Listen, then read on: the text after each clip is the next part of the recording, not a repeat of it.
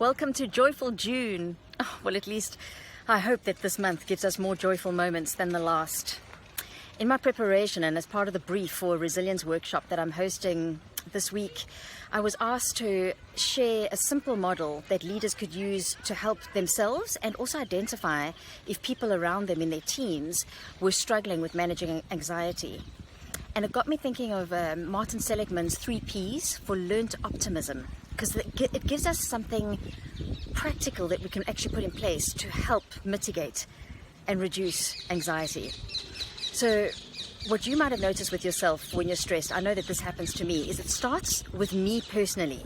So I seem to get easily offended or triggered into the stress response. Then that same response seems to happen a little bit more everywhere else. So it becomes pervasive. It's like it's not just me on my own, it's me with a friend, with partners, with colleagues. You get the idea. And then it seems to have a sense of permanence where it's just constantly how I'm feeling, and it's so much easier to then catastrophize or only see the negative side of things.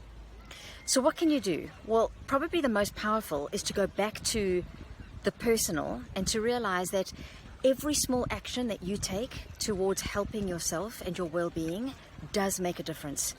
Do not underestimate that. You have to believe that every small thing that we do, be it a simple quick phone call to a colleague or a personal note or taking time out to rest or abiding to the guidelines or quarantining, whatever that is, it will and is making a difference. Then in terms of pervasiveness, as much as this crisis seems to have gone and affected everybody's lives everywhere, there are parts of our lives that have not and are not affected by it. I know that I need to constantly remind myself of this, but for instance, this morning, I chose to wake up and manage my mindset for the start of a new week and a new month. So there was a period of time this morning where I wasn't pulled into the stress response because I did what worked for me. A bit of movement, a bit of quiet time, and some planning.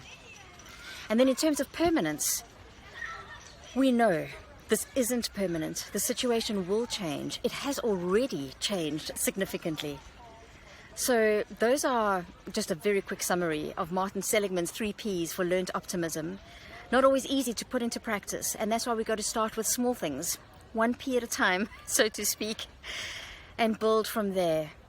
May you look and may you find, and may joyful moments find you a lot more often in June than they have for the preceding few months. My joyful moment is the sunset that's going to happen in front of me as I sit here and enjoy being outside after sitting behind my computer for far too long.